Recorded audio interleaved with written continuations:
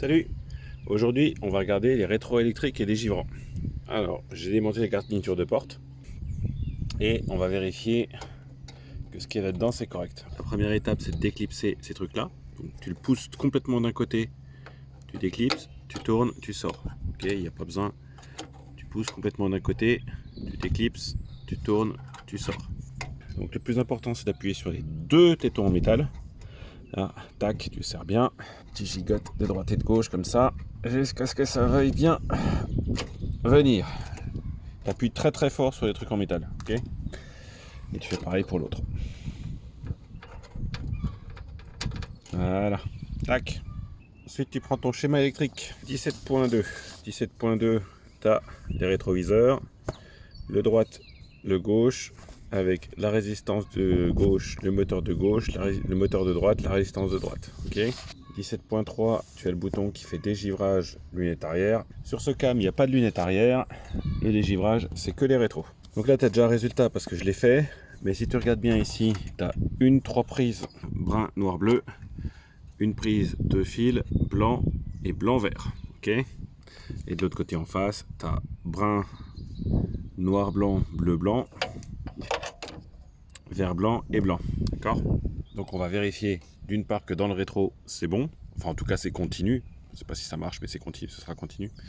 Et de l'autre côté, qu'on a ou pas de la tension qui vient depuis le châssis. Donc, vérification du rétro. Le brun, c'est la masse. Ok. De l'autre côté du brun, tu as le Weißgrün, c'est vert-blanc. C'est la résistance du dégivrage du rétro. Là, je l'ai déjà mesuré, elle va faire 11 ohms. Ensuite, entre le brun et le Weiss, j'ai 55 ohms, c'est la bobine qui va avec le moteur, ou je sais pas quoi, ou le rhéostat qui va avec le moteur. Et pour finir, entre le bleu, Blau et SW Schwarz, noir, entre le bleu et le noir, j'ai mesuré 566 ohms. Je vais vous montrer ce que je viens de faire. Donc tu mesures avec ton mètre entre le vert et le blanc et le brun, ça te donne la résistance de chauffe. Tu mesures entre le blanc et le brun, ça te donne la résistance, je ne sais pas si c'est un rhéostat ou une bobine, mais peu importe. Et pour finir, ensuite tu mesures entre le bleu et le noir, et ça donne la résistance du moteur. Ok. Donc une fois que tu as fait ça, tu sais au moins que les 3 circuits qui sont là-dedans dans ton rétro, ils sont pas coupés. Ok. Je sais pas si les valeurs sont bonnes, on verra bien en comparant avec l'autre rétro qui sera à gauche. Mais en tout cas, tu sais que les circuits ne sont pas coupés. On peut simuler grâce à une alimentation électrique. Je préfère utiliser une alimentation électrique plutôt que la batterie. Parce que ça, au moins, je peux mettre une limite de courant et éviter de tout faire sauter, même si je fais de la merde. Il y a 1,5 ampère qui passe, ça ira pas plus loin. Alors que là, j'aurais eu une batterie, j'aurais eu un arc électrique. En plus, j'ai un bouton arrêt marche. Je vais commencer par vérifier le moteur. On va mettre entre le noir et le bleu. Et là, il devrait se passer quelque chose. Ça part à droite. Maintenant, je mets les causes dans l'autre sens. Je mets la masse sur le bleu et le 12 volts sur le noir. Tire à gauche. 0,1 ampère, 100 milli. Alors là, on va tester coupleur électromagnétique. Il n'y a qu'un seul moteur dans ce rétroviseur. Et par défaut, il fait droite-gauche. Et quand tu actives l'électrocoupleur, ça doit changer un rail crémaillère pour passer sur un autre rail crémaillère. Et du coup, ça lui fait faire, je pense, au bas. C'est comme ça qu'ils arrivent à faire avec un seul moteur, 2 directions pour le rétro. Il est entre le blanc qui est le plus et le brun qui est le moins. Donc je prends le blanc, pas le blanc vert, hein, le blanc qui est le plus, le brun qui est le moins. Et là, on va écouter attentivement. Et ça suce 220 mA. Ok, donc là j'ai une de mes lignes qui va sur l'électrocoupleur avec le moins qui est sur le brun, le plus qui est sur le blanc. Et j'ai l'autre ligne, toujours à 12 volts, qui a le moins sur le noir et le plus sur le bleu. Ok, et puis on va voir dans quelle direction ça tourne. Je pense que ça doit monter ou descendre. Ça descend.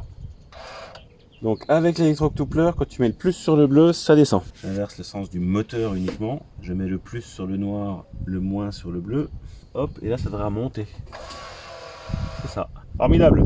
Impeccable. Ok, ça veut dire que l'ensemble du rétro, moteur plus électrocoupleur, ça marche nickel. On va charger maintenant le circuit de chauffe, juste pour être sûr.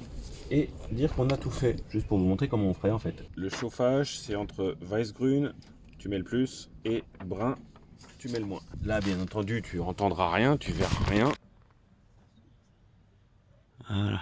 À 12 volts, ça consomme 1,7 ampères. Là, si ça se trouve, avec un peu de chance, il est peut-être chaud. Ah non, je suis au soleil donc. Bref, on verra bien quand il y aura du froid si on l'utilise un jour. Mais en tout cas, c'est fonctionnel. Donc voilà, je crois que j'ai fait tout ce que j'avais à faire là-dessus. Donc là, on a vérifié le côté qui part vers le rétro. On va vérifier le côté qui part vers le châssis. Alors, le premier truc qu'on va regarder, c'est qu'est-ce qu'on reçoit comme tension quand on met le dégivrage. Le dégivrage, on était entre le vert blanc, Weißgrün, et le brun. Donc on va se mettre avec son multimètre en position volt ce coup-ci. Et on va prendre la tension entre le vert blanc et le brun. D'accord. Donc pour ça, tu mets ton contact, ok. Tu tournes la clé d'un cran. Donc tu déclenches le dégivrage avec le bouton qui est là, ok. Entre le vert blanc et le brun, tu devrais avoir 12 volts. Si tu as 12 volts, ça veut dire que ton camion, il envoie bien 12 volts vers la résistance. Je mets le dégivrage. Et là, tu vois, j'ai la tension qui monte à 12 volts. Ok, j'arrête le dégivrage.